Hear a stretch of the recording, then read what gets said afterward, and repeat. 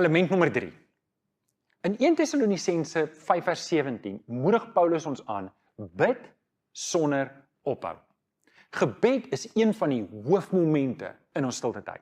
Gebed en Bybelstudie is die twee hoofkomponente en die ander stam daaruit af.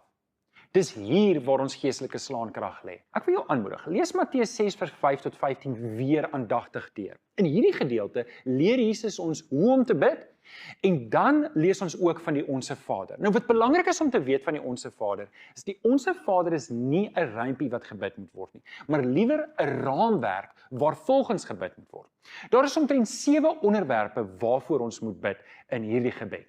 Die eerste 3 fokus ons aandag op God, die volgende 3 op ons behoeftes en die laaste een fokus ons weer op God.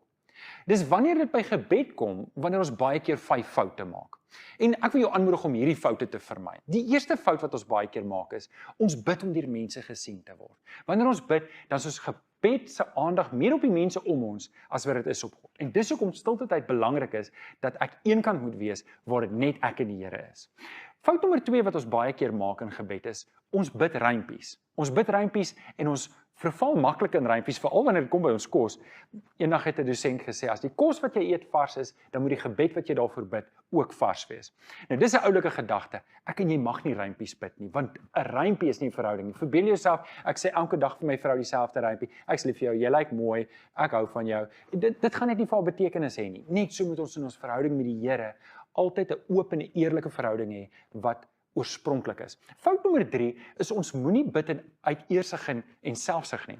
As 'n mens dink aan die tollenaar en die fariseer, waar die fariseer staan binnekant en hy bid, Here, dankie dat ek nie is soos die tollenaar wat hier buite is, so vol sonde nie. Daai moet nooit ons gesindheid wees nie, en daai is vol van hoogmoed. Fout nommer 4 wat ons maak is, ons moenie bid om die vlees tevrede te stel nie. Ons moenie net bid om te hê, en om ons eie wil en ons eie behoeftes tevrede stel nie. Ons moet ons aandag fokus in gebed op dit wat die Here wil hê vir ons lewe.